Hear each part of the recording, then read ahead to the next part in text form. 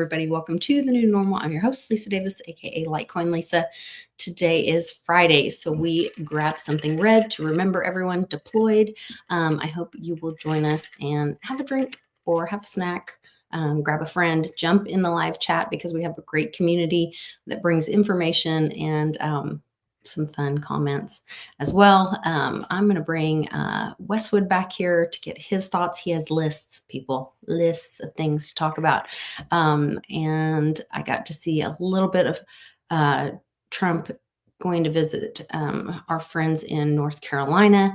And we're going to see. I think we're at a We the People moment. So we'll talk about that and so much more. So cheers. It's happy hour.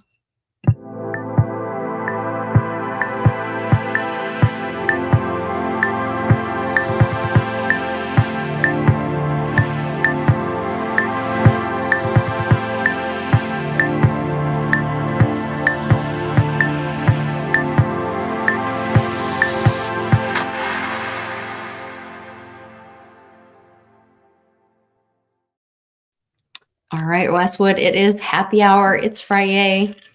So cheers to you. 5 o'clock here. It's 5 o'clock there. It's always 5 o'clock. Westwood's born. Happy Friday. Happy Friday. Delete the Banks hat. You're all set. Oh, yeah. Yeah.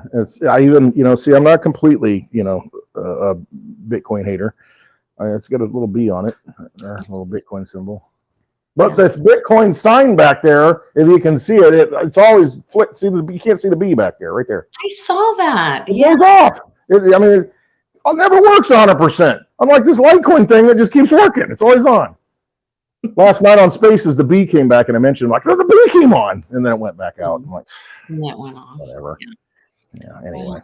Well, it's there, but it doesn't always work when you need it to. Not as reliable as good old Litecoin. Yeah, it's not as old faithful here. Old Faithful. Speaking of Old Faithful, there was some pretty exciting news for some people. Some people are not as happy about this. Yeah, I can talk to, again, choose your own adventure. I can look at it both ways. Sure. Litecoin Foundation had an announcement that Grayscale filed with the New York Stock Exchange to start their Litecoin Trust. They've got a trust now, and it's basically to convert the trust to an ETF, and they currently hold over 2 million Litecoin.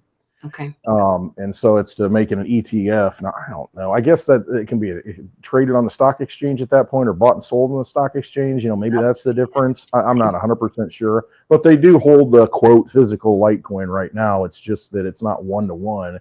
You basically get a share of the trust, and it's like almost 1/10 of a Litecoin per, whatever you pay for it, and anyway, it's, okay. Yeah. But it is backed by physical. Yeah. Oh yeah. It's absolutely, it's on the blockchain, and they've been buying it up. They've been actually not buying other cryptos, and that's been one thing that people have looked at. And they're still buying Litecoin. Interesting. What do they know? Because they're probably preparing for this ETF, and they want to make sure.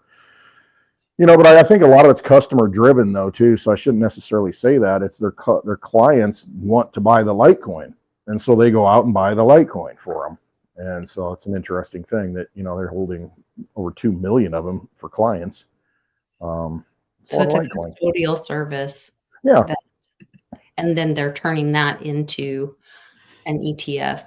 Making it into an ETF. And again, I don't know the semantics of the whole thing. They're holding the Litecoin now. How does it change when it's an ETF? It might make it more readily available, is my thought, to more people. So. And then what was it? The other one, Coin. What was the name of the? I wrote it down because I knew I'd forget. CoinShares. They filed for an ETF for Litecoin. So now you've got CoinShares and Grayscale converting to an ETF, and then you also have the one sitting out there, the first one, Canary Capital ETF. So it kind of reminds me of when last year at this time you had all these Bitcoin ETFs lining up ready to go, and it's coming. You're gonna have a Litecoin ETF probably before you have an XRP ETF, or even maybe an Ethereum ETF. There might be one Ethereum ETF. I don't know. But still, that's a big deal. That is a big deal. That's interesting, especially with all this regulation on hold and the things changing. There was another tweet about Caitlin Long did one about some changes going down with, or they're writing a bill, I guess. I don't know that it's passed. Let me pull it up so I can be more clear. I'm just a bill and I'm sitting here on Capitol. Now Yeah. I just got a strike or whatever. I got copyrighted. Yeah, you always get us in trouble. I do.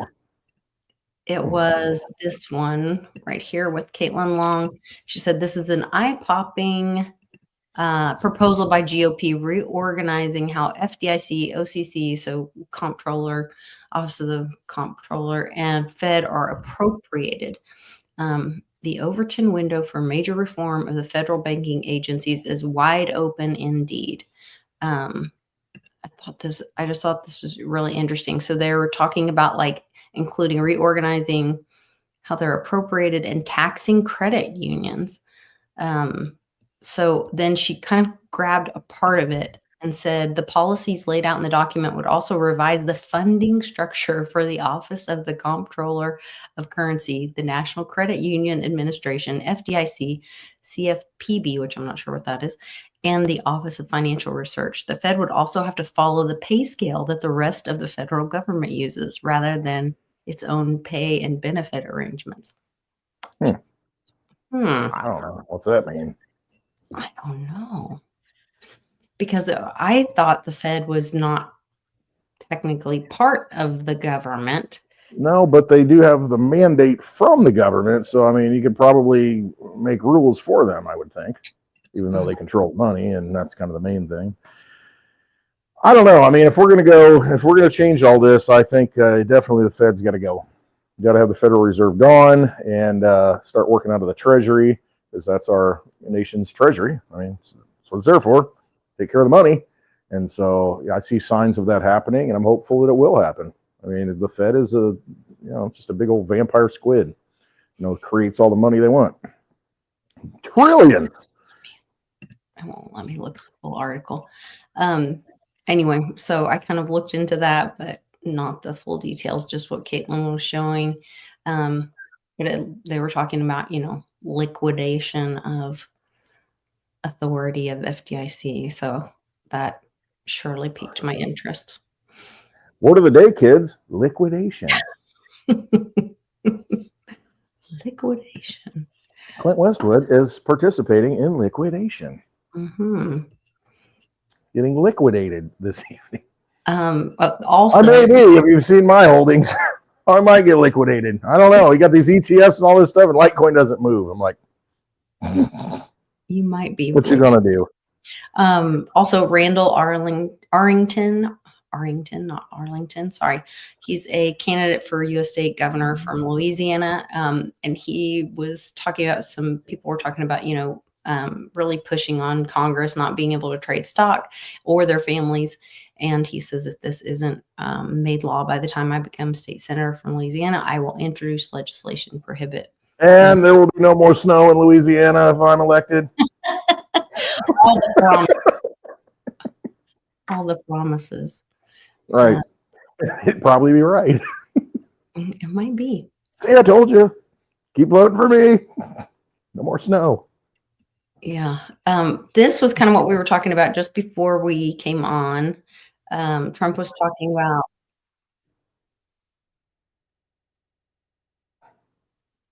North Carolina. Wait, are you muted?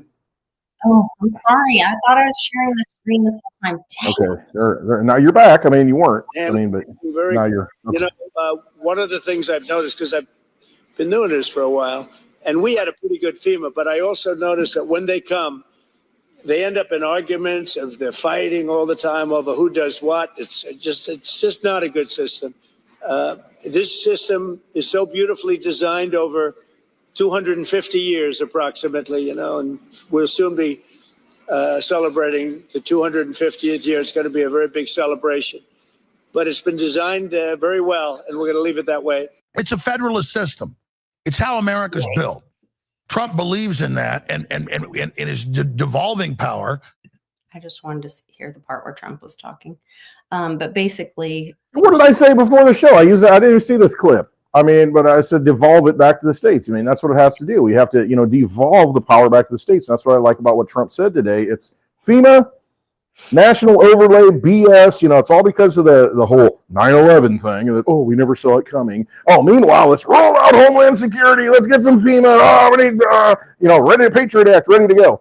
And let's unwind that. Let's take that back. The states know what to do. They fixed it themselves. All these people, these poor people, I'm tearing up watching them, horrible in North Carolina what happened to these people, what they went through. These people sitting on roofs thinking they're going to die, climbing up on the roof and watching bodies and debris flow by in their house. Thank God didn't break apart and float away. And you're just watching these people, and the only thing that saved them was other people. I mean, other states, other, just charities, and churches and all, coming together and like fixing the problem, because FEMA did nothing. That's what they said. They basically did nothing for us. Spent how many billions of dollars, to fund FEMA and, and all the retirements and all the, the trucks and all the, all the hotel stays they had, down there. What'd they do? Nothing.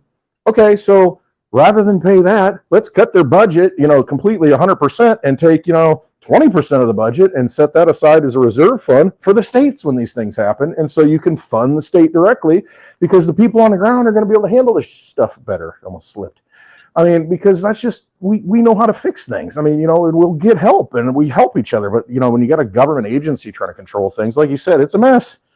He's almost like the cranky old man. He's like, this is stupid. What are we doing this for? We're done. I'm done with this. Gone. The money goes to these inflated, bloated administration, and file a bunch of reports and, and do this and statistics and, rent this space. And I saw him going down there. There was I can't remember the gal's name, great reporter, independent reporter, and there's this base that they're building. And, this is our station that we're going to, a response station and all this, bringing in trucks, bringing in, containers and all this stuff, bomb shelter type things. And it's like, is this for the people? No, this is for them to set up and basically run operations for nothing. They did nothing. I'm like, what is going on here? How much resources, how much expense is this? Absolutely ridiculous. Hiring private contractors, just talking with private contractors, like Blackwater types, military, former military guarding the place, and it's like, how much are they getting paid? For what? Nothing. To set these guys up to run the operation, and they never gave anybody any money, never fixed anything. F this. Done. Cut it. Gut it. Gone. Yeah. That's what I do.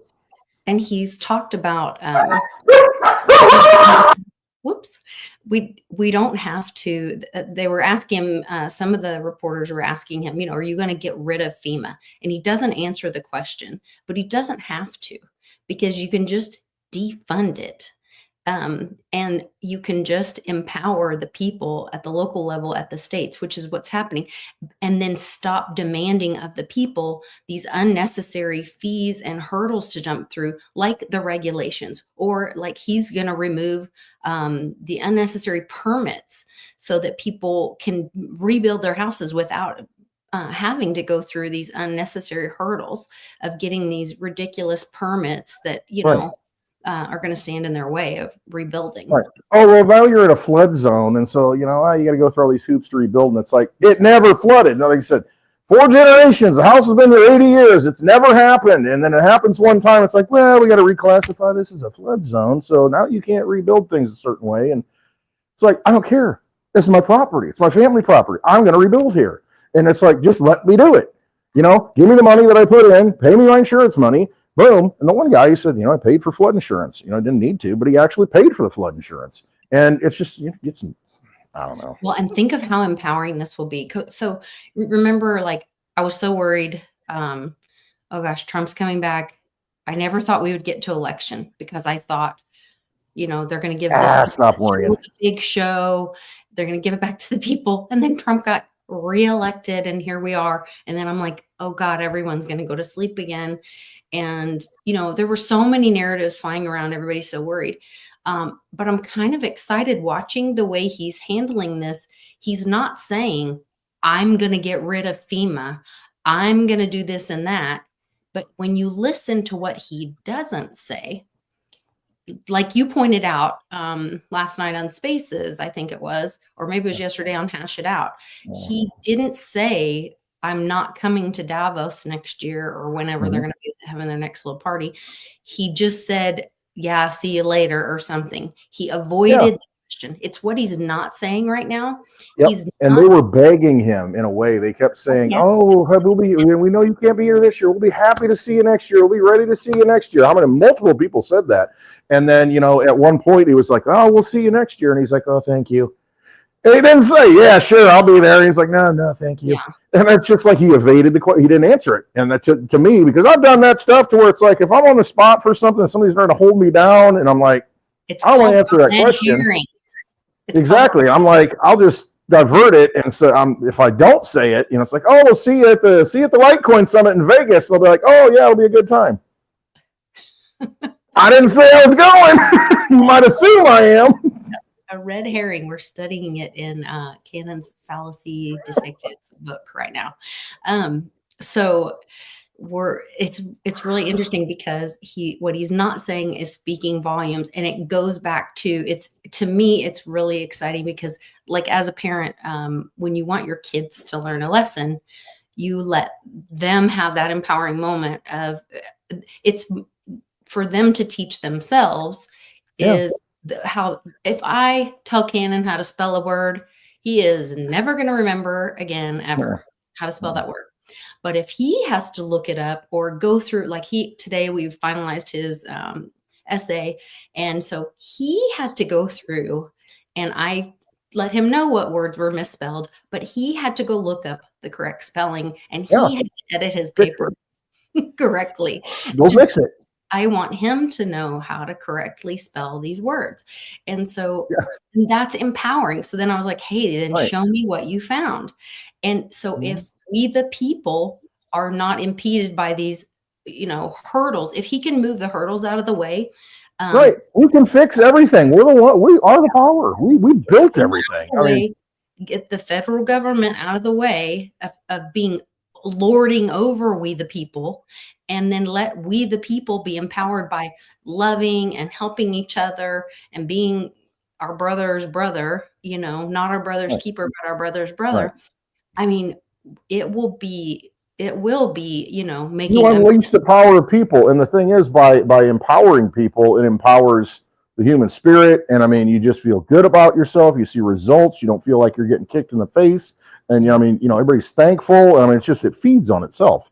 I mean, it does. You're unhindered. And when you let humanity, when you unleash the good spirit of humanity, instead of, everybody being down and like, "Oh, the freaking government," when you get that out of the way, I mean, human beings are capable of so much. I mean, innovation and just goodwill and just love. I mean, and so that's what needs to happen. And I'm encouraged.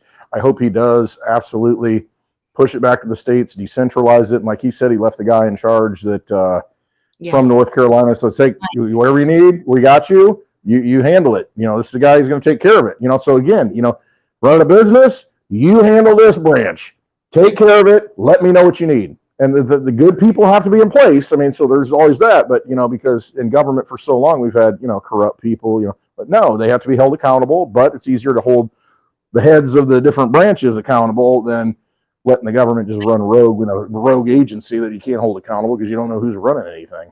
Right. Bureaucracy. I'm a little curious to see. I felt like, and I don't want to, blame anybody, but I'm curious to see what's going to happen. The Samaritan's Purse piece of it. Have they actually been doing good things, or was that a sunlight moment?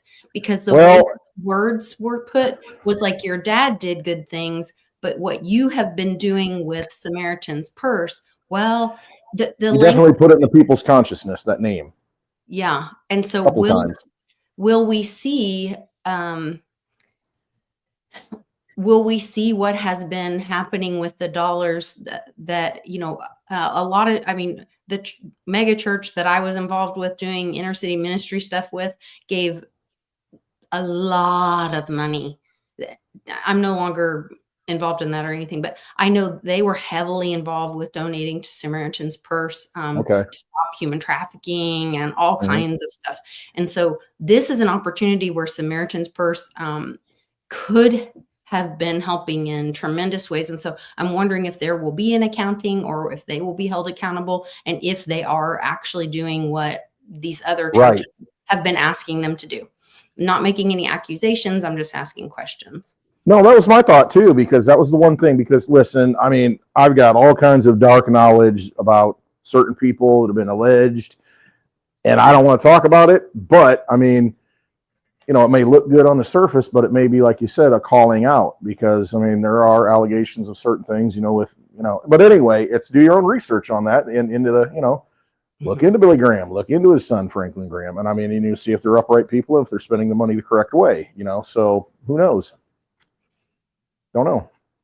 I don't trust any institution. I mean, if it's a church, you know, it's got, listen, I mean, didn't we have some guy down there in, what was it, Houston or something, you know, that didn't open up his church when, you know, we had floods and that kind of thing? You can say that might be the guy. Yeah. I mean, I don't know the guy, but I'm just saying, you know, you judge a tree by its fruit. Carpet dirty, you know, they might have got the carpet dirty. I mean, I'm sure God has chosen him. He's done well because, you know, God has favored him. And I guess that's the mentality. But I mean, when you have multiple millions and tens and hundreds of millions of dollars at your disposal, and you're fighting this certain cause, it's like, okay, we're gonna, you know, have a race and wear a pink ribbon and fight cancer. Did we fix it? I mean, how much money we need to fix this? I mean, is somebody else benefiting? I mean, what's really happening here? You know what I mean? So I question all that stuff. All of the money. Exactly. You know, part of that that I think Trump is doing, putting people in the spotlight. You need to wear the ribbon. He put the little guy on he let that little guy stand on the melt box or whatever. Not 100 billion. Oh, you can do 200 billion or trillion. Right. And it was almost like mocking him. It's like, you know, you can afford to twice that, you know, and then he comes back and says, we might be able to do 500 billion. Oh, 100. Well, let's put you on stage with Larry Ellison and Sam Altman. Let's see how that goes. Look what old Elon was calling it out and saying they can't even Elon's like, you don't have the money. Support that. Yeah, you don't have the money to do that. What's going on? They're running on dreams and hopes. Then somebody showed where, like, they're probably waiting for the government paycheck. You know, they're thinking, oh yeah, we'll just we'll get a big government payout. You know, we'll say we can do all this stuff. I don't know what the whole game is, but all I know, look at Sam Altman and Annie Altman, his sister, and then, you know, you do some research on that and then, you know, make your own conclusions. And then you look at the history of Sam Altman with Elon Musk. I mean, you know, this whole OpenAI stuff was supposed to be OpenAI. I mean, it was not supposed to be for profit. And now, you know, he made it for profit, and Elon's pissed off about it, you know, and so he's got a grudge, axe to grind, you know. So there's a lot going on in that whole thing. Larry Ellison with Oracle, the whole 3-letter agency, another one of them. And I mean, there's a lot going on there. And, you know, it's up there on the stage. Go do your own research. It's being exposed. And so that's another reason that I was like, wow, why does he have Franklin Graham there? And why is the way he's saying those words of like what you've done with it? I know. It makes you think, okay, what has he done with it? Question, what has he done with it? Right. So, no, I agree. I mean, you got to look into all this stuff. I mean, you know, it should be transparent. I'm just saying, it might be something somebody wants to look into. Why is my charger not charging? I'm not sitting next to you, so I'm not bumping the table. I'm not making problems. Not your fault. You're not banging on the table. It wasn't me. Okay, there it goes. Maybe. Yes, I have lightning on my computer. We have a problem at meetups. You know, when I'm sitting next to Lisa, I tend to kick cables. He gets excited and starts banging. Cables and things get disconnected. Bring me another freaking old fashioned. You know, so there was another story I wanted to share that was more sunlight truth coming out, where Congressman Tim Burchett shares on audio. Hold on. And says, if anyone were to leak where the money goes at the Pentagon, well, I'll let him tell you. So I'm not saying it. You have a Pentagon that has billions of dollars that they hide. We don't ask for any accounting of. They never pass an audit in the history of audits. I've often said the only way we're really going to get to the bottom of this is somebody's going to walk out of one of these labs with this information and puts it out on the internet before they commit suicide by shooting themselves in the back of the head 5 times. My, I didn't even know that was possible. Oh, Lord. Wow. No. Oh gosh. Poor Westwood. He's like, I can't even try over here. But that's the kind of thing I think that we're starting to see. It's like an Italian Christmas. Hey, whoa, hey, whoa. I'm sorry. You're having a little spiritual warfare over there. Trying to get the truth out. But we're seeing, Ross was freed. Now we've got Tom Massey calling for Snowden to be pardoned. If that comes out, that's the Bushes, the Obamas. Now there's all this crazy news about Big Mike and Obama splitting up. Now Mike or Obama's dating Jennifer Aniston because she's really a dude. I don't know. I mean, just the ridiculousness. What would Larry Sinclair say? Go look him up. I don't even know who that is. Oh, he's the guy from the limo. Yes. The cocaine. Limo Larry in Gurney, Illinois. Larry and Barry had a limo ride. It was unforgettable, apparently. Yeah. I don't know. Allegedly. It's all hearsay. Yes. I mean, who's going to make that stuff up and come out and do a press conference and, not sue, not looking for any money? It's just like, just tell the truth here. And he was never sued with... yeah, nobody said, it's libelous, that's scandalous. No. Because it was true. Right. Do we want to do discovery on this? Yeah. Do we really want to, find the hotel tape? I don't think you want that stuff happening in your Prius limo. Oh, no. We don't want to defile this limo. Oh, right, exactly. The poor limo company. Imagine that. What the... Yeah. No. Imagine being the guy with the black light at the limo company. Oh, horrible. Lord. Bathhouses in Chicago. Who would have thought? Hail to the chief. Good stuff. They dismissed all charges against the Texas doctor who exposed the secret child hormone treatments, tortures on children in Texas hospitals. He was the whistleblower, Dr. Ethan Haim. So that was all those indictments were dismissed. That was good. Good stuff. Dismiss it. Just pardon everybody. Open up the jails. Send them to Venezuela. Not everybody. Send them to Mexico. But send them to Canada. I did see where our military, so there are these certain kinds of helicopters called Ospreys. Osprey. Is it Osprey? Osprey. They have been cited, and there's video of them landing across the border, the Texas-Mexico border on the Gulf of America, around or near the Gulf of America. Or do the Hillary. She's going to have giggling Hillary. Years again. Yeah, she almost did that. A Hillary seizure. They're like, we're not staying for the brunch, Bill. Let's go. He's like, I don't know. Melania's looking kind of okay. Breakfast tomorrow. We got to show up for the prayer breakfast. Anyway, I think somebody was saying it's like one of the first times the American border has been protected by our own military. Yeah, actually, we're protecting our own border instead of somebody else's. Shocker. Go figure. Here's an idea. Yeah. Imagine that. Instead, no, here's what we usually do, though. We take the National Guard out of the States and send them to the Middle East and Afghanistan. What a great idea. Yeah, Trex with 2K. I did an interview with him, and he was, I can't remember if he's military or National Guard military, but he was telling me how Bush started that. And it's actually Bush is the one, the junior.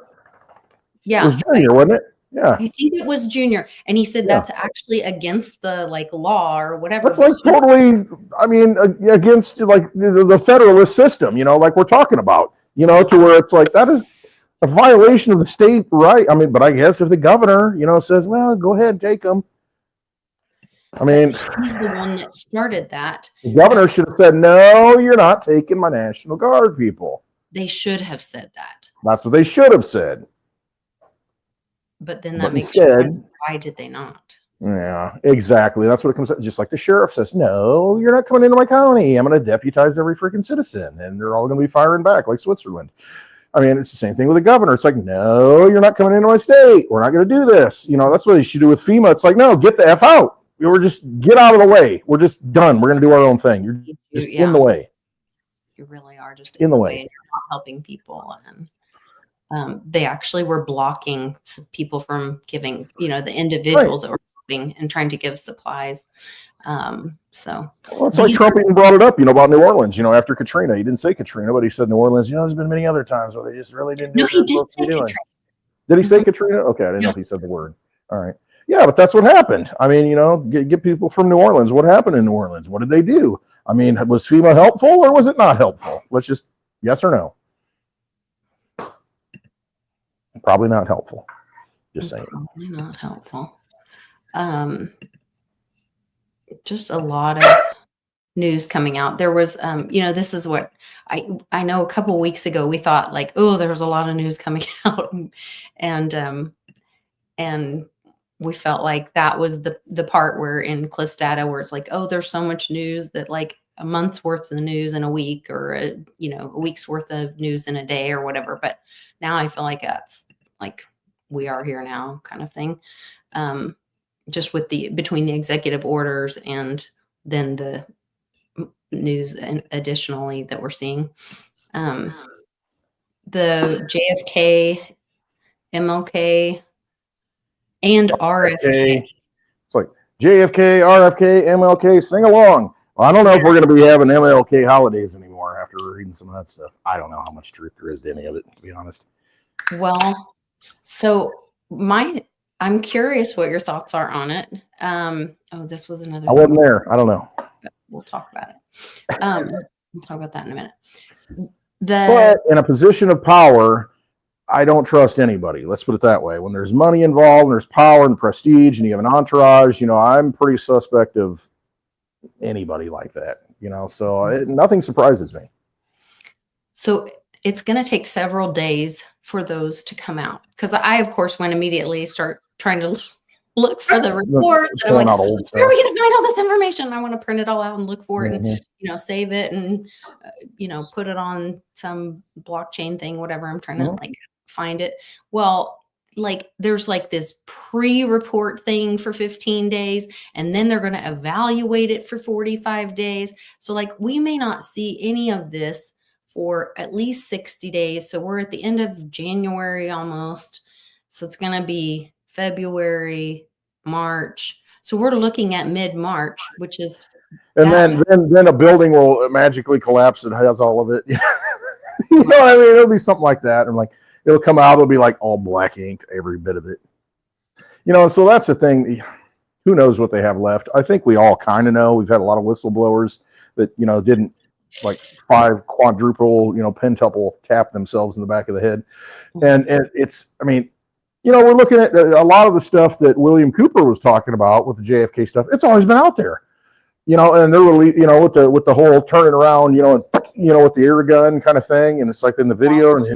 And then if you watch the video that I Am and I did that came out with the Getty images, the possibility of a second shooter on the knoll, the grassy knoll in that walkway, that is the same trajectory that maybe that guy took out the Secret Service guy that was supposed to be doing the fake shot, and maybe the Kennedy is alive. I don't know. And that's the thing. It's counter moves, and this and that. What I'm saying. Who knows? I don't. So what is the truth? I don't know. The Zapruder film, when it first came out, what it was missing frames. I don't even know. There's a whole thing with that. Came out in 69, so 6 years afterwards, what was it, Time Magazine? But then go watch JFKX by Jay Widener. That has a lot of really solid information that I don't believe you can deny. That's my personal opinion. I think I John haven't Claude seen and that. I'll have Jay to are watch it. going to do another video on that tonight. I tagged the video that I am and I did below that and asked Jay to take a look at it. And I might email them, and I'd love to get Jay's opinion on that, because I wonder if that was maybe the good guys taking out the bad Secret Service guy Who knows? knew was planted in the car, as maybe there was a second, third shooter. I mean, how do we know? A lot of people, I mean, you look at the interviews, you know, that, you know, some of them disappeared and had accidents, but I mean, they're talking about multiple shots all over the place. I mean, you know, it's like at least 4 or 5, you know, who knows? I don't know. This is where you need the old Stargate. This is where, you know, you got to have the portal and the chronovisor and the, you know, the Orion Cube or Ryan Cube, whatever it is. You need the remote viewing stuff. You need to be able to go back and watch this stuff. And I'm sure it's been done many times over. Gosh. Okay. So don't get me started. Hey, I can go down that. This is a I can jump in that portal if you want. Okay. I don't even know where to start on this. So, and then did I send you the Reardon? No, you told me about it, but I didn't see it, you know, and I'm like, oh, I'm busy watching this. And I've got to call Ed and see if he'll come on and do, or maybe I'll just talk to him about it and he might go, no, Lisa, I'm not going down your rabbit hole. But bring him on happy hour, loosen him up. That might be fun. Yeah, you know, I'm saying, have a good time. I'll talk some. Yeah. And we can just talk through I'll poke some BS, you know, and see if he bites. Yeah. Talk through his like reading of the Hopi prophecy. But it just came up. It just popped in there. The Stay Puft Marshmallow Man. I really like Ed Reardon on the crypto viewing. I do too. He's very leveled. He was at the Blanco meetup. I didn't know that. Yeah, he was there, and I recognized him, you know, and he was kind of walking around, and nobody really knew who he was at the time, but I recognized him. I remember. Or maybe it was when I was looking through the time thing. Anyway, no, he was there. I saw him. That's so crazy. That is so crazy. So I don't know. Pretty sure he was there. Maybe it was the Litecoin Summit. I don't know. I saw him at one of the events. Okay. Well, I watch his videos and just resonate with some of his stuff and whatever. And so I like him. I do. I think he's like a good guy. Prophecy one. And I think I just tweeted with you, or no, I messaged with you about it a bunch. Mm-hmm. And I said, Ed Reardon just said that Hopi said we're in the 4th world. Yeah. Like, okay, on your math map. I'm trying to get my head around that because we talked about the Tesseract last night. I'm still trying to get my mind around that stuff. Okay. I'm not a. And so let me unpack just a little bit, just so I can catch people up to what in the world we're talking about. And where's my math map picture? Math map. Oh Lord, I'm gonna have to scroll for a minute. Oh Lord, I don't even know where my math map picture is. Maybe I can find it in photos easier. I should have had this pulled up already. So the math map is our curriculum for school.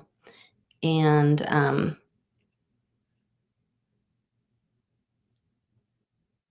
no, I'm not going to have it close by. Can I search? No, I can't search.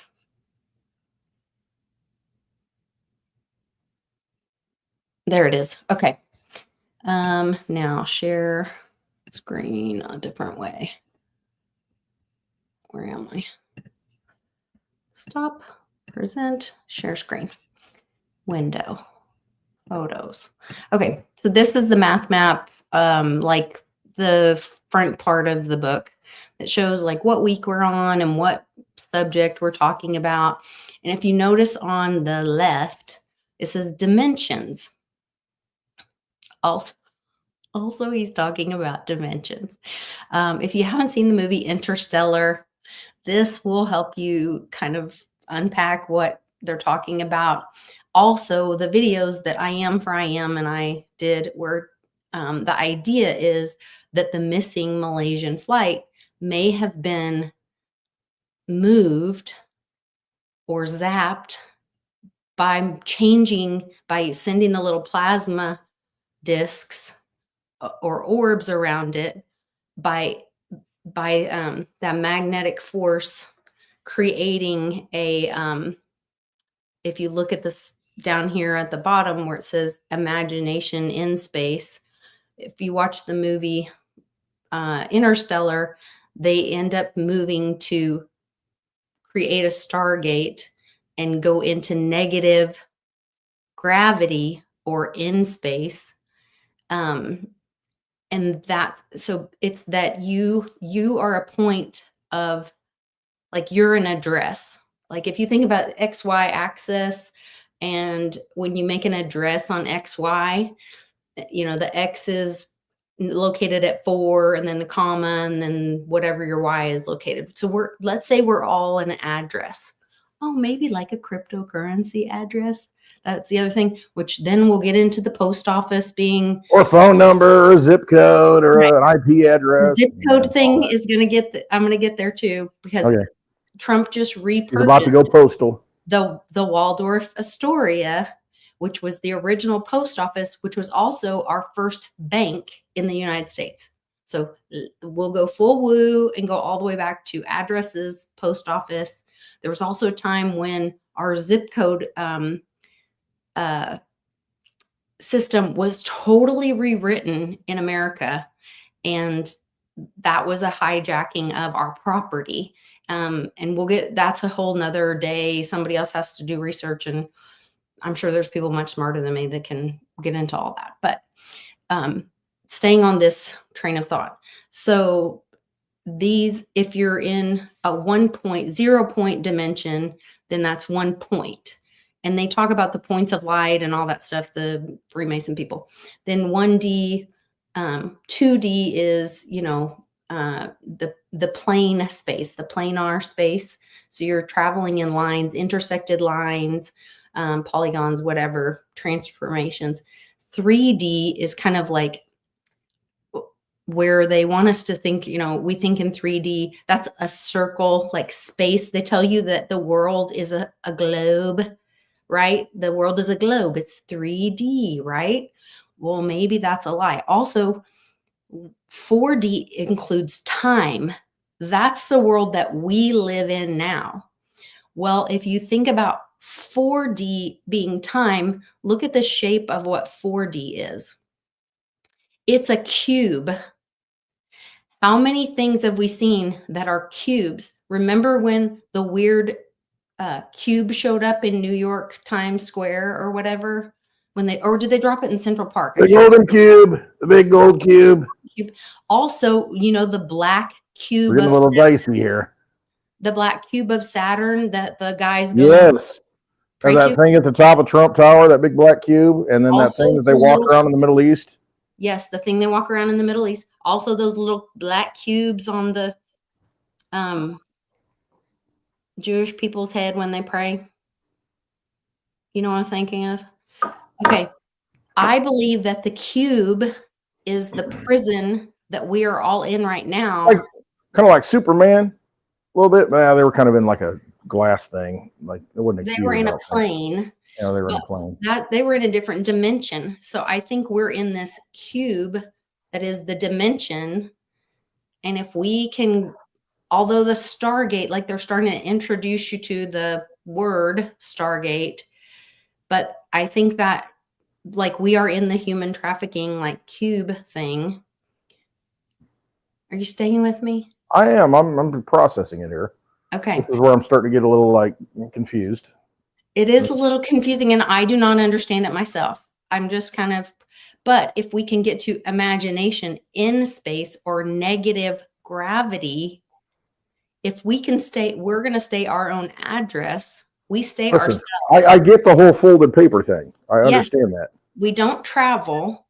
We just go to the next. We don't go from here to here. We go from here to there because we change dimension. Fold space and time and all that weird stuff that it's just like, listen, it's like understanding the brain of God. I mean, that's kind of how it is, and then, looking at the burning bush. So if we can go from 4D to 5D, then we won't change our location.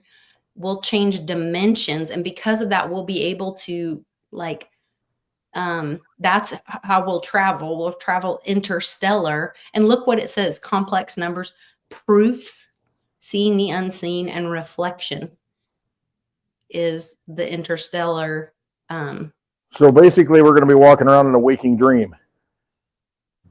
Because I think your brain, when you go to sleep, you go interstellar, don't you? I mean, you like go no boundaries, just, whatever, touching, feeling, experiencing, past, future, present, people, everything, wherever they're at. I mean, you wake up and you're like, hey, did you have the same dream I did? They're like 1,000 miles away. It's like, yeah, I did. I saw you there. And it's just, because we'll be in the same, because our dimension will go from 2D. I think the 2D to 3D is more easily explained to people. I wish I could find that part of the video where it's like he explains. It's in the movie, right? Where he says, well, I get it, but I don't get it. You know what I mean? I get that we're like already there and it's already inside of us. That's why I got to boil it down and be stupid, and say, hey, trust yourself. Truth is in you. I mean, you got all the tools that you need. You got the toolbox. I mean, you got all these magical things, and they're all extrapolated out into chakras and this and that. Pineal gland does this, and and pictures of pineal glands in the ancient Egypt artifact, carved on walls. I mean, I think all this stuff is inside of us, and we've been, dumbed down. You know what I mean? I think it's all there, and it's just I don't know. We got to get back to it. I think the universal consciousness, whatever it is. I mean, just everything's connected, everything's spider webbed, and time doesn't exist, nothing exists. We're eternal, immortal. I mean, soul, spirit, soul stealers. You go look at the Bible, look at Ezekiel, soul stealers. Putting on the veil and stealing souls. I mean, I think that's where we're at. We're in a spiritual battle. I mean, they're trying to hold us back from like full consciousness and connection and being like the mind of God, living in it, because it's all in us and that kind of thing. And they're trying to hijack that in some way through all of the material sludge that they create and all the morass and all, let's go to war and fight for this fake thing, wave a flag, when that really doesn't even matter. I mean, I don't know. There's all this stuff. Yeah. I think we all get it, but we don't get it. Yeah. Well, because dream state. I mean, if you could remember your dreams, if you could, interact with your dreams, if you can like get into that state of mind, that's like, these remote viewers, they get into this theta waves, they get into this whole different plane of existence almost, to where they're connecting to something. I don't know. It's an amazing stuff they come up with. You talk about Ed Reardon. I mean, it's all there, Akashic record, whatever you want to call it. Mm-hmm. It's all there, and we're all interconnected, and it's like we are our own blockchains. It's like we're all connected to the same big blockchain. We got our little blockchains, and and all this stuff. And it's just that we're doing atomic swaps all the time. Right. It's already built in, and I mean, it's just, but it's all there, and it's just okay. How do we? And you meditate, you fast, you do 40 days, you go out into the desert, you do whatever you got to do. And then, like, oh my gosh, boom, then something clicks and you're like, it all makes sense. I don't know. I'm just on a tangent. No, but you're I'm spoiling it. You're getting what you're laying right. down. I get it, but I can't explain it. That's the thing. I'm just imperfect. I can't. No, but we're both. But I think that's where, like, if we're all imperfect. If I did an ayahuasca journey, who knows what would come out other than vomit, Well, that too. But that's if we're all sharing like bits and pieces of the parts that we're understanding or that we're processing, then I think that is part of that awakening process. Or like that's where like I was kind of getting it, and then I was like, oh, okay. Well, I think the cube might be the imprisonment because it includes time. It makes sense. When you go, as we were learning, the differences of what's the difference between 2D and 3D? What's the difference between 3D and 4D? Well, 4D engages time. Think about how Trump is trying to, or one of the things, I know you guys, the Trump thing gets everybody all. Oh, no, because I can go there because this is in the back of my mind. I'm working it out. Part of the effort is to get rid of this time change, because the time change causes people to get in car wrecks, have all kinds of pain. Right. It's an artificial construct that like shifts your circadian rhythm like right now, one night, 2 nights a year. And it's like, it's just like. even thinking about time is it a self-imposed prison on ourselves? Because I think about, like, my mom constantly says, I'm the same person that I was. Right. You know, you've learned I things. still have the same thoughts. I still have the same way I look at life. I still, I'm more jaded because of certain things, but it's like, no, I mean, I still can like time shift in my mind. Right. And this is where the old guys get in trouble because, they think they're still 18. Yeah. I'm They just all saying, think you got to be careful. A man's got to know his limitations. So, there are boundaries and, that kind of thing. Yeah. Yeah. So, but is time what trapped us? And then I think about, like you bring up the Superman thing. Yeah. Trapped in this. And they're naming the dog Crypto in that movie that's supposed to come out in June or whatever. Well, if we have some of this truth coming out in March-ish, and we find out, and that would really wake the normies of, like, the distrust of, big gov. Oh, they would never do that to us, all this kind of stuff. Because there are a lot of boomers still alive and whatever. Sure, And they still vote Democrat because it's for the working man, and they believe in JFK, even though it ain't the same thing. You know what I mean. And so now they've got a mind f. Now they're like, wait a minute. You believe what happened? Wait a minute. Now you're going to fracture my existence and everything that I worked for and everything that I built up. And the thing is, you got to be flexible. The mind can't be stale. The mind can't be an iron. I shouldn't say that. Mine can't be like a statue. You know what I mean? Where it's like, oh, the brain just freezes, and this is the mentality that I'm always going to have. You got to be flexible, and that's the thing. As we get older, you've got to be able to adjust. You have to be able to adapt. And I mean, I think that's the main thing that humanity can do. It's like whatever you throw at us. I mean, you either adapt or you die. And you can just freeze up and say, I can't handle this, and and you freak out, and I'm going to go live in I just want to turn on the TV and sit in the easy chair and watch. I'm good. It's like, no, I mean, you got to be able to adapt if you want to, because that's it. It's all about survival. It's all about going on. And, and that gets me into the family stuff, what we're talking about a little bit. It gets me into the bloodlines. There are, my thesis, my thinking, there are bloodlines, there are families. They are protecting certain secrets. And it's almost like there are tools out there. I talked about, the chronovisor, the Stargates, and I mean, they're all over the place. And it's just like some people have knowledge that know. And go back to, the cataclysms of the past. And you look at like Graham Hancock, that kind of thing. They all have stories, these civilizations that like restarted, of like some savior coming, somebody came out of the sea, somebody came with feathers, and these people came back and like restarted, rejuvenated civilization. And it makes me think, okay, are these like our future people coming back, like pushing the books, on the bookshelf? Are these like future people coming back saying, hey, I know it was bad, but let's restart. I'm going to bring this knowledge back, here, you got to watch. All right, let me do a little Morse code on the watch. Whatever it is, I'm going to click, click, click. And, I'm going to show up. And I think there might have been like spiritual future, whatever it is, warriors coming back saying, hey, we got to restart this stuff. We got to survive, and we got to like kickstart society again. We got to kickstart humanity again, really. And you have all these legends, all these, everybody's got a flood legend, all over the world. And then, things get wiped out. All the technology's gone. And then we're like, okay, now what? And then a savior shows up, and it's like, okay, is it the same savior, coming back in time, to fix things? Is it, a group of people that have come back, 1,000 years, 10,000 years in the future, going back, 20,000 years to restart things? And then, they build up, they have this knowledge, and there's certain, okay, I want to protect this knowledge. That's where your families come from. I want to protect this, this thing, and I think there's little pieces that all these families have. Trump may be one of them. There's different good, bad. They use it for whatever technology that they want, but I think they're holding things. They're holding ancient knowledge. They hold it in Masonic lodges. They hold it in families, royal families. They hold it in different things. These families protect it. And I think we're seeing it all play out right now. They've held these technologies, and now it's like, okay, we're kind of at a crossroads. We're going full AI.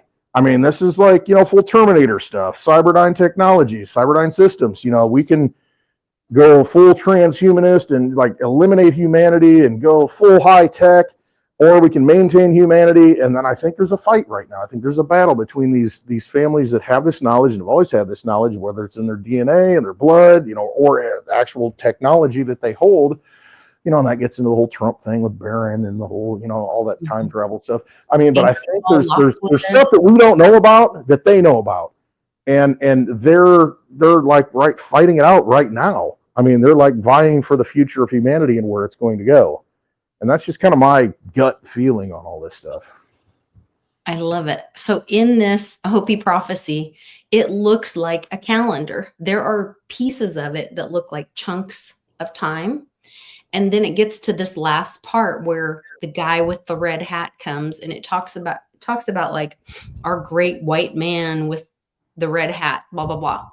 And what I thought was really interesting on it is if you look at the top of that, doesn't that look like a crypto chart? It does. I mean, seriously. I mean, it's like, oh, yeah. And there's two pathways. One number go up. Hopi said, number go up. Hopi coin. Hopi coin on Solana. I'm launching it right after the show. Too late. Somebody already did it. Or it could be the stock market. You know what I mean? Do anything. I think it's like the financial thing. Or it could be like your heartbeat, a pulse. It's like, when you see the... Any of but that. that's what the crypto market is. It's just nothing more than human emotion, human energy, and that's what pulses it. And so it's like that heart chart. Anyway, but the other part is like grounded. There's the thing, the circle, but then the two things next to it look like umbrellas to me. And I don't know if you guys have read the umbrella promise that I Am wrote, but recently there was an interview that RFK Jr. did, and he's calling out the lobbyists and how the money flows through the lobbyists and how we need to get rid of the lobbyists. And that's more of that middleman, government corruption, all that. So whether this big monster goes away through people, the truth being revealed about, the lobbyists and how they pay off our government officials to create these laws that actually enslave us, or this, RFK, JFK, MLK reports come out, or all of the above, and we throw off. And also then with Trump doing this no CBDC, which basically takes the money creation, because no centralized right, it won't be centralized currency anymore. Yeah, no centralized. So that's no Fed digital currency. Right. So that, and Johnny and I talked about that yesterday. Had a really great talk about it. And then that takes it and gives it back to we the people. So each state could have you have your own stable coin. And see, here's the thing, stable coins are going to exist. It's just how, in what form are they going to exist? And I get it. Because each state could have its own stable coin. I mean, just like they used to have their own bank. I mean, you could, because you got to have something fluid that's like the oil, the grease, in the system. There are finite assets within the system. They're just like gold and silver. There's a limited supply of those things. But look back at the past, and I think we're just doing that at the digital age. We're extrapolating that into the digital age. It's quicker, it's faster, it's much more crazy. But you have gold, silver, you have metals, you have all these things, oil, even commodities that come out of the ground, but they're not defined. And, but you can use those as wealth, to back whatever currency. So, you could have a bank in a state, and it says, hey, everything we issue, our dollars, our coin, whatever our bills, you can redeem it for gold in the state. You have a state bank. And the same thing can be done with stable coins. It's like, hey, it's backed by something. If it's Illinois, it could be backed by corn. It could be, if it's in Texas, it could be backed by God knows what. You got all kinds of stuff down there. I mean, oil, whatever. Let's say that. If it's in, West Virginia, it's backed by coal.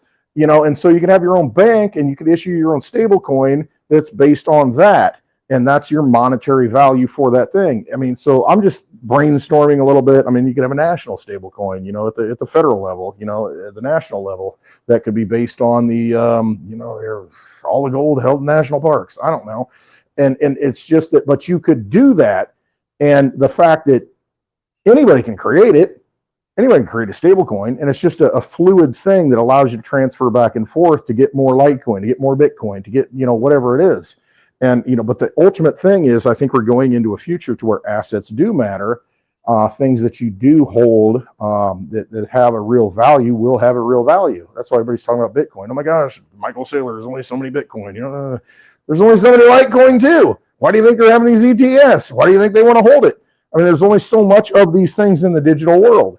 And if you're going to participate in the digital world, without friction, you want to have assets in the digital world. And I mean, each state can have its own strategic reserve of whatever asset that they want. It could be Digibyte. There's only 21 billion, it's just whatever you want to choose.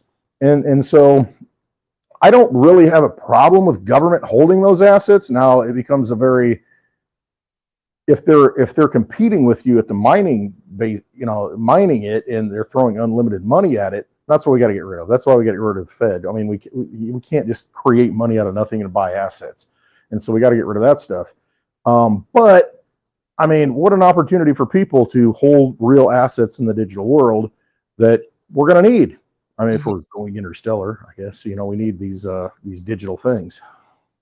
I'm all over the place. I'm sorry. No, I understand. Like, and I'm working it out myself. And so you're hearing me stream of consciousness shit, right now. In real time. And I've thought about it, but I'm just I'm trying to piece it together by talking, and that's the thing, like you said, learning. If you don't do it yourself, you don't write it down, if you don't talk about it, if you don't, use all your, all these mechanisms, you're not going to learn it, and you're not going to internalize it and get it. And that's where I'm walking it through, and I'm seeing a little piece here and a little piece right there. And I don't have all the answers. I don't know. I can just see how it can work, possibly. I don't know. Yeah. And I'm seeing more. I know Charlie went to the bank the other day, and our local bank that created the Roger app for, and they do the digital banking for the military.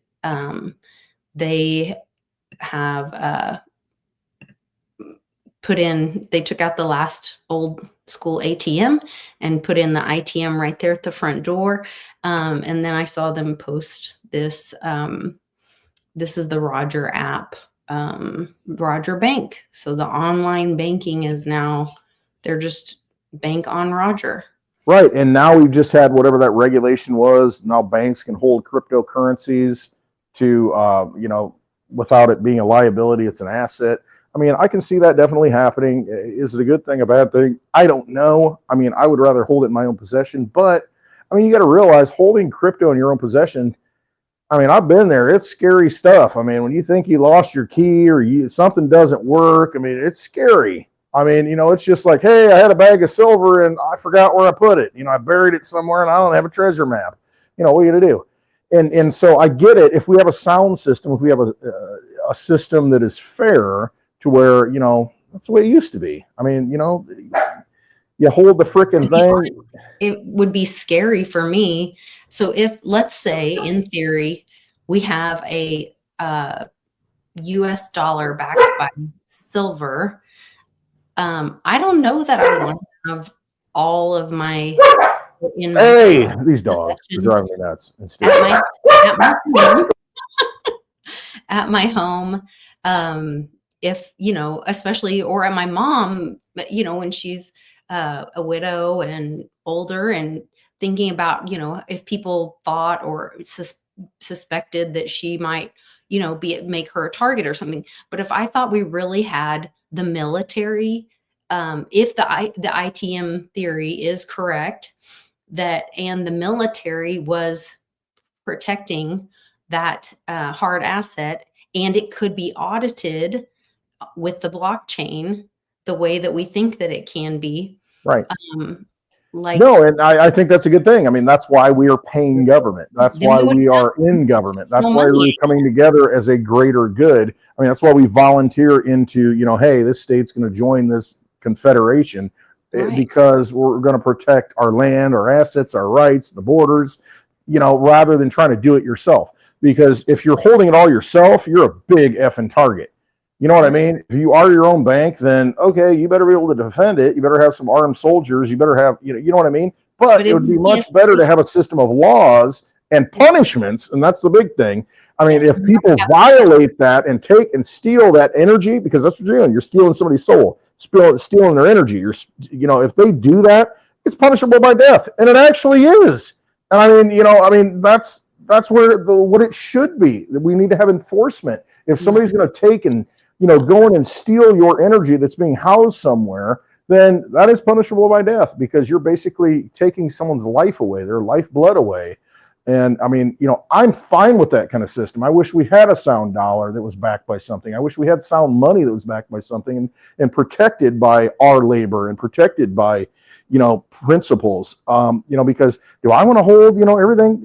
I mean, like you said, I mean, why be a target? It'd be much better to be in a safe place to where we're all protecting, and we have rules and we have punishments, for endangering, especially like the least of these in our community. You know what I mean? That's where like we need the men in our community to protect people that are vulnerable in our community. Right. And I would love to see that again, No, I mean, to rebuild and reshape the world. And I mean, we have all the ability and all the tools to do it, to go into really a quote golden age, and hopefully that is the case. And we have to check that, because we don't want to go into the order of the golden dawn, and so that's a whole different path that sounds good, but it isn't good. And so we have to, be very cognizant of that and check, because, listen, I was born into a system that was corrupt. It's a vampire casino. It always has been since the day I was born. I've known it's corrupt, and I don't want to perpetuate that. So if there's a way to, I don't know, the road to hell is paved with unbought, sharpened stakes and hammers. We've got a lot of vampires out there. A lot of vampires. So we gotta do something about them, But I mean, if they don't have protection and they can't walk down the street anymore, that's a good start. Well, that's changing. I also saw that Starlink Direct from satellite to cell phone is supposed to hit. This said, okay, this was 15 hours ago. So, and then it said in 3 days, starts beta testing in 3 days. So, game changing. Direct cell to satellite that connect mobile phones to cellular service anywhere on Earth, even in the middle of nowhere. And think about that. I mean, think about the ability to have that communication and see. So you can look at the dark side of it. Oh, here we are, the evil empire. You're going to be, single point of control. Elon controls it and that kind of thing. But just like X. I mean, you look at X, and it's like, if you have the ability to put your information out there and talk and get, it undoes itself if enough people participate into it. So, as the more you open it up, the more that people become aware, the more that people can't go back. I mean, I can't go back. It's one of those things to where you can't unsee what you've seen. And once you have that communication and that awareness and that global knowledge of how things really work,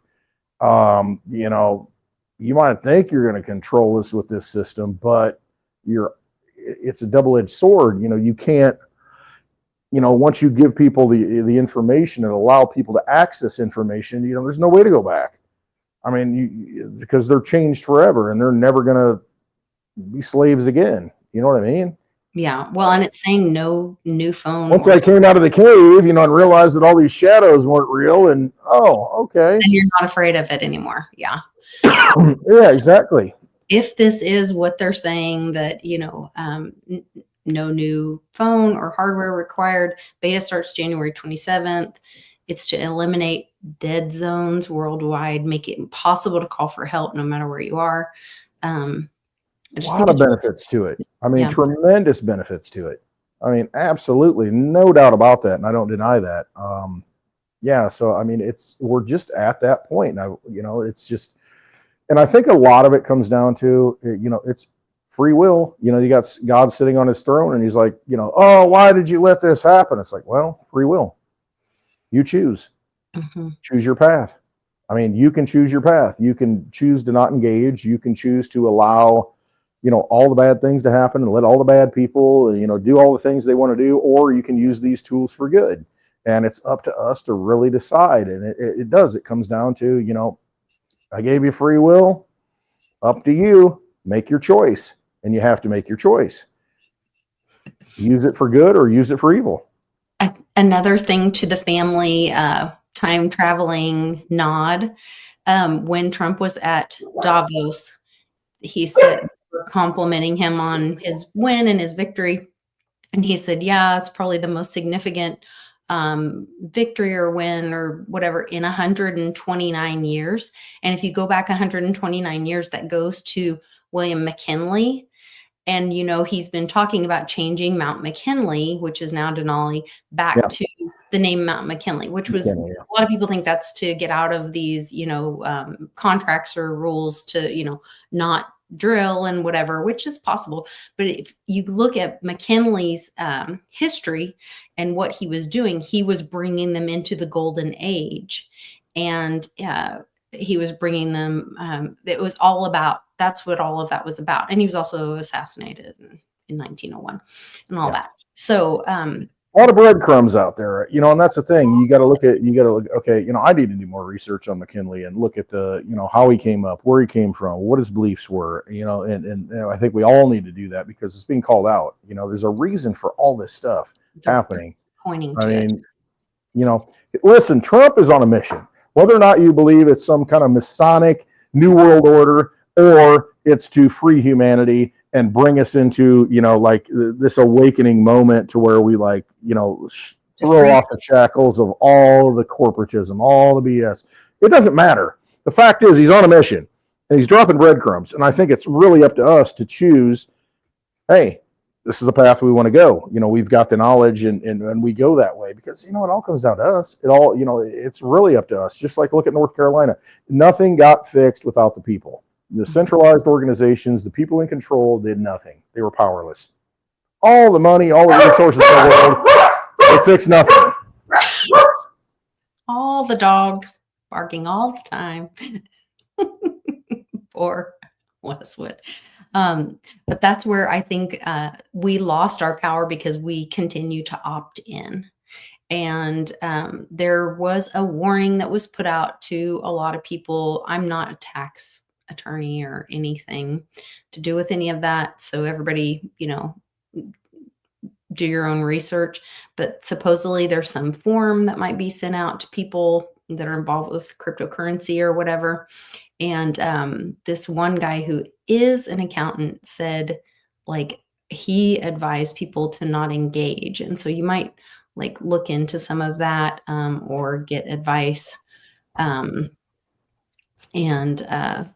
Because something about like, if you engage, then you're— that was the word in my head, engage the universe. Opening a door to an audit where if you don't, then the burden of proof is on them to prove something. So that was my understanding. But once again, do your own research. So exactly. Don't participate if you don't need to. Yeah. Don't give when you want to.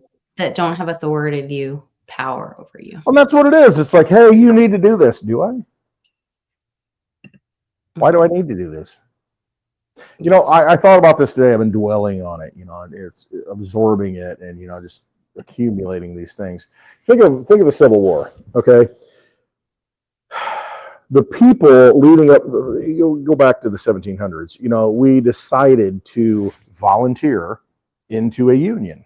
We decided as states, as people, we had representatives. Not all of them did it at once. You know, hey, we want to make sure we enunciate more rights. We want to make sure, you know, this is very clear before we get involved in this. We want to make sure, hey, all this stuff's protected. And then once people, you know, once the states signed off and became a union, okay, cool. And then when they said, you know what, we don't like how you're treating us. You're getting a little too big. You're trying to put all these enforcements on us. And some people say it's about slavery. It's about a lot of other things. You know, it's about, hey, we want to make the decisions we want to make. Okay. And after the Civil War, what happened was, I mean, you know, you have to realize what happened there and really internalize what happened. You had the state that had the power basically saying, the big state, the national state, you know, the government, you know, the big government, big boy out of DC, come in and say, hey, we beat you. We're going to have standing armies. You know, this is what we rebelled against. You know, we're going to have standing armies that tell you what to do, and you are still part of this union. It's like, we're not part of the union anymore. We don't want to be a part of the union anymore. You know, we don't want to do this. but we were forced into it. And so they bring on all this legislation, corporatize everything. And at that point, you know, are you really free? When Big Brother has might makes right and big guns that can tell you that you have to be a state in this union. It's like, I don't want to be a state in this union. I mean, you know, think about that sovereignty issue. Think about that freedom issue. I mean, think about sitting down in 1215 and telling, you know, the king, and sit your ass down and sign this, because you're done. You don't have the power to enforce, you know, our sovereignty, our land. And that was the reason why it was life, liberty, and property, John Locke said, you know, and that's what Thomas Jefferson wrote the Constitution. Nobody changed it to the pursuit of happiness, thinking that, oh, the pursuit of happiness, that's even better than the right to property. But the fact is, you know, historically, the right to property was such an important thing, because that's your kingdom. I mean, your little slice of land, that's your property. It's like, I'm sovereign over this. You don't cross the threshold. This gets into spiritual stuff, you know, vampires and all that. You don't cross the threshold. This is my castle. I am the priest. I am the king. I am, you know, this is my kingdom, this property, you know, and that got all thrown away after the Civil War. It's like, you don't have any property. You know, we came and we beat your ass, and guess what? We're going to tell you what to do now. That's and why then, your tax, even when you pay your property off, if you owe, it doesn't matter, because you're dealing with a rogue state. We're dealing with a mafia. You're dealing with might makes right, and that's not sovereignty. I mean, that's not the human being, you know, operating under God's principles. You know, touching the soil, you know, that kind of thing, being free. So, you know, that's got to get unwound. it's a lot to unwind, because it is a lot to unwind. Whole, different mindset, like Charlie G saying, I'm the king of my castle. And it's like, no, you're not. We love you. Yeah. Right. You're, we would all like to think we are. Yeah. I hope you are. And I hope we all can be. You know, I guess the thing is, you know, no matter what happens, you got to be sovereign over, you know, sovereign, soul, reign over your soul. You got to reign over your soul. I mean, we are in a spiritual battle, and it's like, you have to be sovereign over your soul. They can take anything they want. I mean, it's that's where I'm like, if we change dimensions, right, then if the contract is that we're trapped by time because we're in 4D, then if we change is the dimension, because this is where the whole thing about, like, when you get into like the common law and all these things, and I'm like, how are you going to get everybody and some people that aren't, you know, that might be cognitively impaired and whatever, like, how are you really going to get everyone free and out of that trap? You know what I mean? That they put in, that we all, instead of an opt in, it's a opt out kind of thing or whatever. And so I'm like, the only way to do it is to change dimension, which could be done with, I also thought it was very interesting, which is kind of mindset, right? I mean, you know, it really is. I mean, it's just like changing your reality and changing your mindset. And it could be. And, you know, I don't know, if we go into the astral plane tonight and dream about it, and just like we all think, okay, cognizant, this is how, you know, we're going to change this. We're going to change this and change that at a different level. I think it has to do with the magnetic, like Schumann resonance or the magnetic resonance. Remember when they put all the... And they've tried to change that. They've tried to change the natural order of things, you know, the pulse of God. You know, they've tried to change that. Okay, the magnetic pole thing shifting all the time. And they moved the wires just from the ground, or the grounding of the earth. Here's another thing I'm going to throw in there. The grounding of the earth. They put electrical wires up here, just so many feet above the earth. They changed the magnetic shape of the earth, or the magnetic, whatever am I trying to say, field of the earth. They put more layers on top of the core of the onion. They kept layering it up by raising it up with these poles. Well, if maybe they cut the magnetic electricity to the poles or whatever, and we go to Starlink, which, Jim, maybe it is run under the ocean. I don't know. So maybe that grounds all of us, because we don't need that. like, does that take us to the next dimension? You know, that I don't know. All I know is that I know we can do it. I don't know how we can do it. And I think we can do it through dreams. I think we can do it through meditation. I think we can, I mean, we're greater. We have more power than we realize. And I think we've been dumbed down. I shouldn't even say that. We've been insulated from our, you know, who we really are and what we're really connected to and what, you know, what we are. I think we've just been, you know, just kind of blanketed, you know, and just like all those things, all that stuff, you know, it's just like all this inundation, all this nonsense, all this noise, and we have to break free from that somehow. And I don't know how you do that. I mean, there are ways to do it, but you know, it's all in us. I think, I don't think we have to, you know, do anything special. It's like we got to look inside and like reconnect to something and you know, realize that we're very powerful and we are the source. We come from the source and we're connected to the source. And, you know, unfortunately, you know, they've scrambled the signals and we got to find a way to like unscramble the signals, you know, you know, and I think it changes immediately at that point. It is truly a great awakening. It truly is just this, everything falls away. It's gone. You know, and I think we're so close and we're just kind of pounding at that bubble, you know, piercing through it, you know, and we're just right there. And I don't know. Well, it's exciting. And I love having these talks, like just trying to think outside of the box, trying to unpack, you know, that dark magic that they tried to put on us and trying to see the light instead. And, yeah, and that's what it is. Like you said, you know, you don't like being deceived. You don't like the magic tricks. And that's what it is. That's all about magic. You know, it's all about deception. It's all about, you know, just using all the tools that they have at their disposal. Trillions of dollars, you know, all the effort that they have. And yet they can't beat it out of us. You know, and that tells you something right there. You know, they just can't beat out, you know, all the things that are inside of us that are magic, that are just ready to, you know, the real magic, you know, that just explode at any moment. And that's all gone. It just disappears. You know, the whole thing changes. You know, we all have to do it. The whole thing changes. Yeah. I know. Where's my UBI? When number go up? You know, when we go into Uranus? How about use case? There's some great use case there that I'm looking forward to.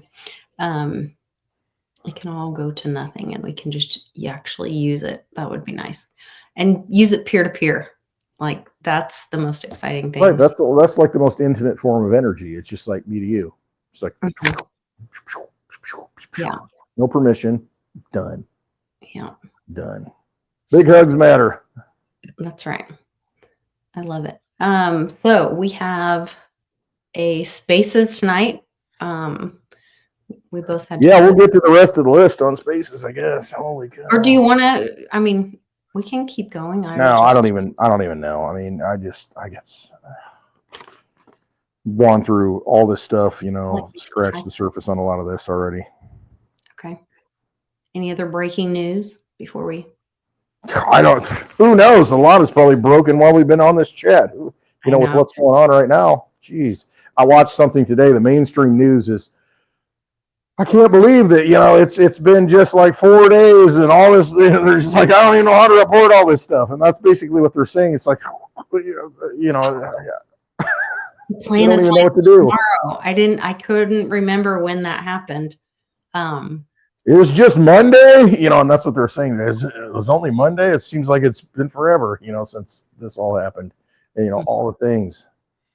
All the things. Hey. All the things. Yeah, I thought it was crazy that people were giving Trump crap about like not doing the Bitcoin, whatever, because, you know, he was trying to like save human lives. You need to pump my bags. When you gonna pump my bags, son? Pump my bags. Yeah. No, it's just so narrowly focused, so myopic, and so, this is the only thing that matters. And it's like, okay, once the bag's pumped, what are you going to do with it? You're going to send the money to South Carolina or North Carolina? I mean, you know, you're going to send the money to, you know, California? I mean, what are you going to do with your bags? I mean, you know, what are you going to do with it? They're Bitcoin maxis. They're going to leave it locked up, right? Yeah, you're going to die with it. That's what Saylor said. The best thing you can do, the most moral thing that you can do, is just die with your Bitcoin, because it makes it because more it scary. allows him to pump his stocks. It's like, so why are you in the stock market if you're so spiritual about all this stuff? Bitcoin God. Yeah, I don't know. yeah. Whatever. And so is Veritasium listed as made in America on CoinGecko as well. So well done to both of those. The whole like made in America thing or cryptocurrency is, going to be a significant movement, I think.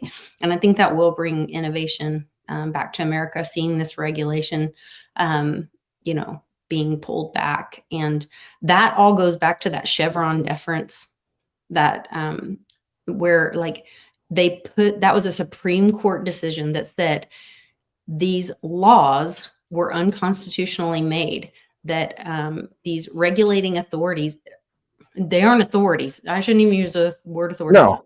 Regulating Quasi, officers do not have the authority to make laws.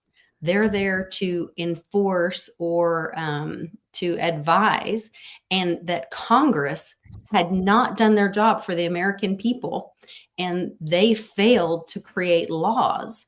And so this whole like bullying through enforcement was unconstitutional completely. And that's what the Chevron doctrine showed. And so all of this, they're going to go back at least 4 years and pull back. Like Odyssey's coming back, you guys. They're going to have to take back all the stuff against Dragon Chain. Reggie's is further back, but it should all pull back as well, in my lowly opinion. I'm not a lawyer, thank God. I wouldn't be called such a dirty name. But this kind of stuff, that's where all of you're this, not in service to the crown, Lisa? No, I don't work for the bar. Or the bar. Make the bar a candy bar. Yeah.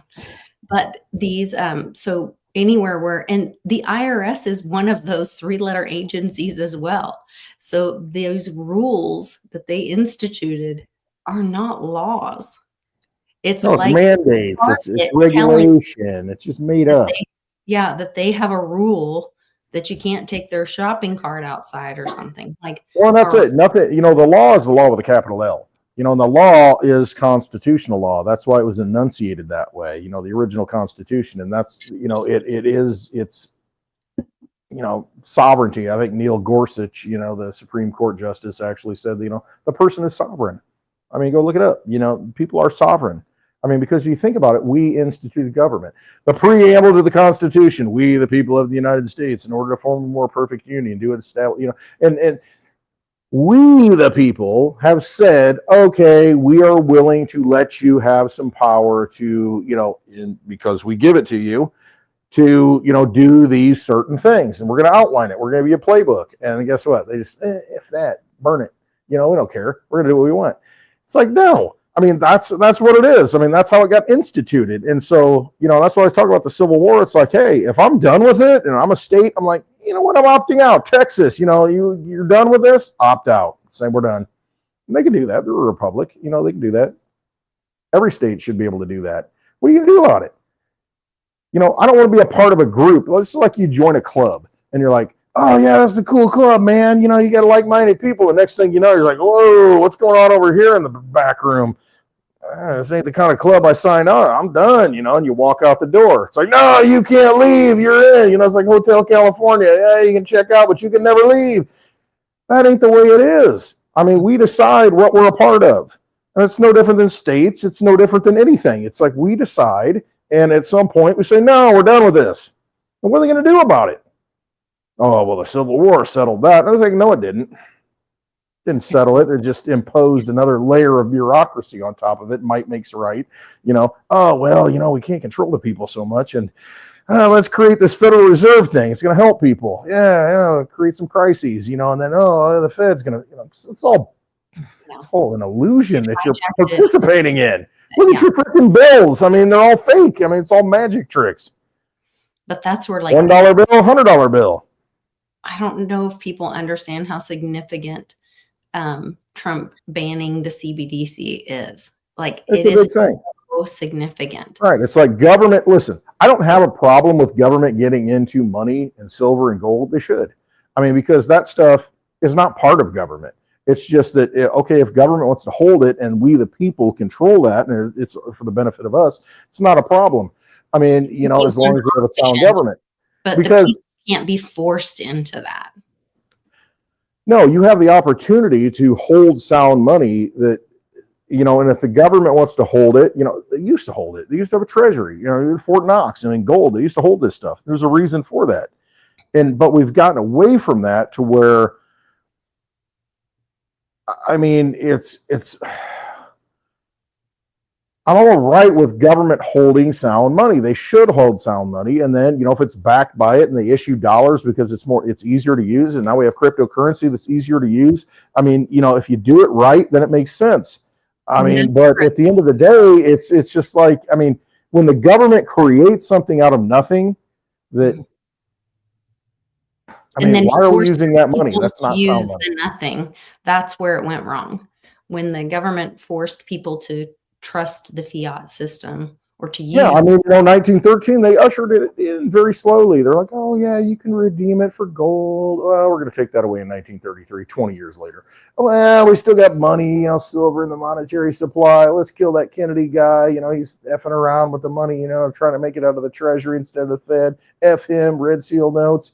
Okay, 1964, you know, the next year after he's killed, let's take the silver out of the money. Right. You know, and then Nixon, you know, it's like, well, you know, we got these other countries, they want to redeem, you know, gold. Take that out in 1971.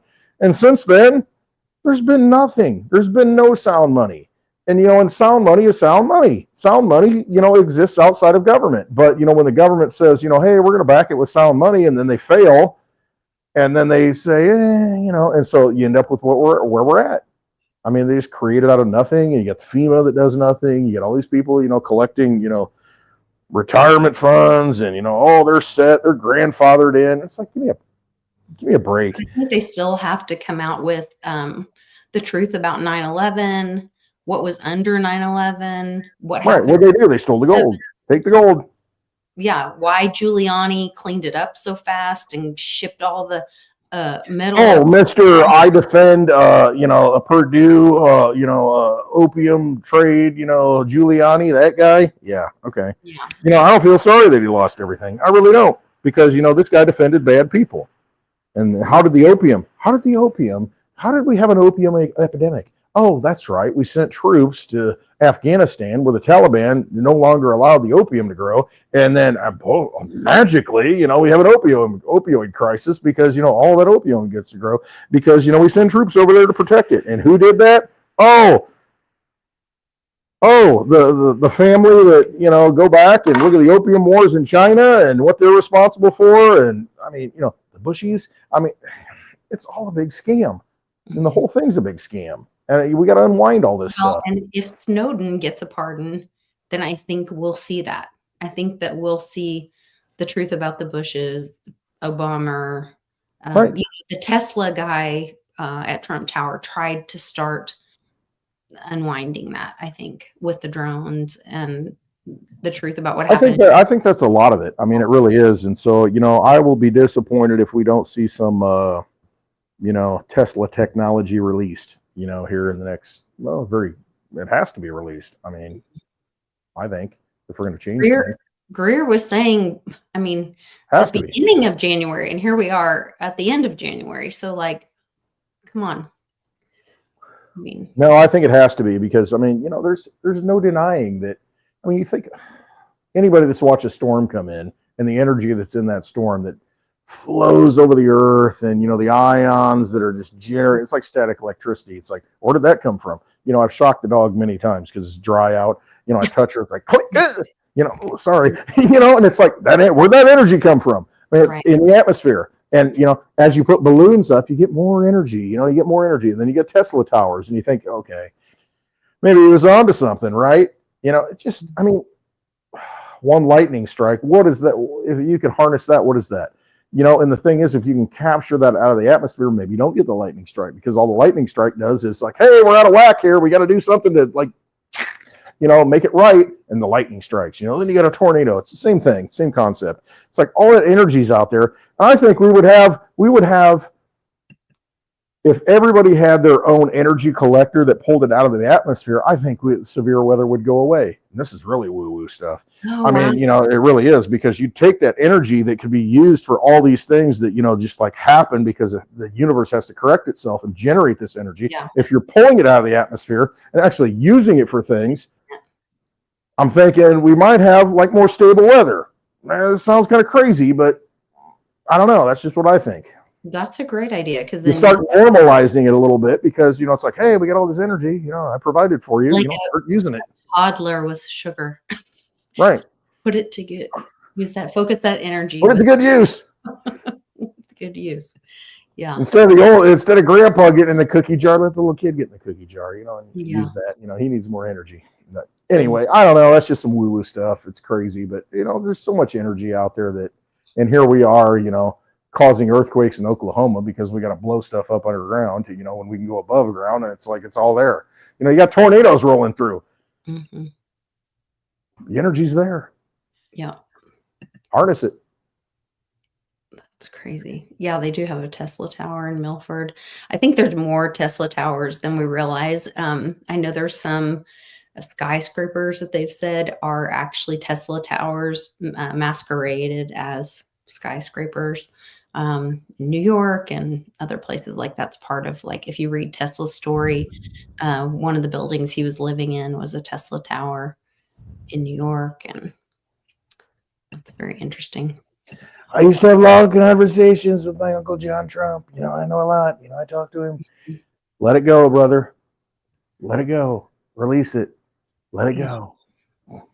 It's an exciting time to be alive. It is an exciting time, and we're at a crossroads. You go back to the Robert Johnson thing. You either make a deal with the devil, or, it depends what path you take, and it's up to us. I think, what path do we want to take? What energy? And you don't have to actively engage. I think a lot of it is, the power of prayer, and whatever the power of prayer is, it's the power of you giving your energy and focusing on what you want to manifest in this reality.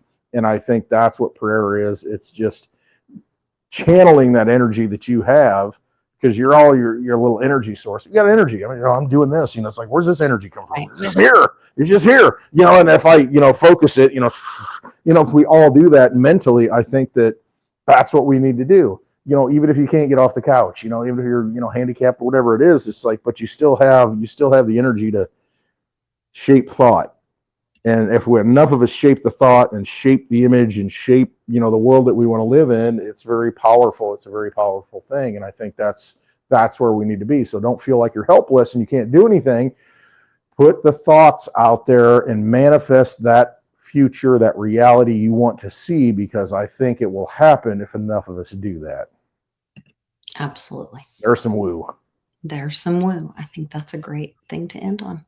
Well, I think you should do a Spaces tonight. Everybody's looking forward to it. I will do a Spaces. Absolutely. So you guys can go to clintwestwood.net right there, and you can find lots of resources on cryptocurrency, buying gold and silver, education resources, and our meetup coming up in Illinois, Metamora, Illinois this June, as well as Clint Westwood's handle on Twitter, where we will all be in a little while. You'll get to meet some of these great people in the live chat, hear about and share your thoughts. I mean, let's join in the figure it out as well. Yeah. So we all get on there on Friday nights and kind of chat it out and talk. And I look forward to talking with any of you guys, and Westwood and I can chime in there as well. So it's a good time. It's just kind of an extension of this show. And then we invite the community to join us and chat it up on Spaces. Grab a microphone and tell us what you're thinking. Yep, definitely. Just do not put the lovely Litecoin Lisa in a corner. Otherwise, you're gone. Yeah, I'm out. Well, that was mostly because my husband was going to handle it if that person wasn't respectful to me. So I had to like say, listen up. I had to keep the peace. Listen up, honey. Or I don't know what it was. I don't know. I had to keep the peace. It was getting late. I had to keep It was the peace. getting late. Getting late.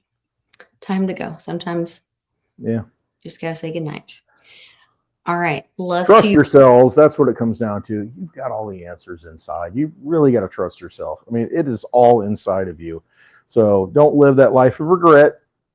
I had the power to do something. I could have done something. I should have done something, and I didn't do something. Just do something. And that's it. Whether it be, just putting out your energy, getting it, whatever it is. You got to run for the school board, whatever it is.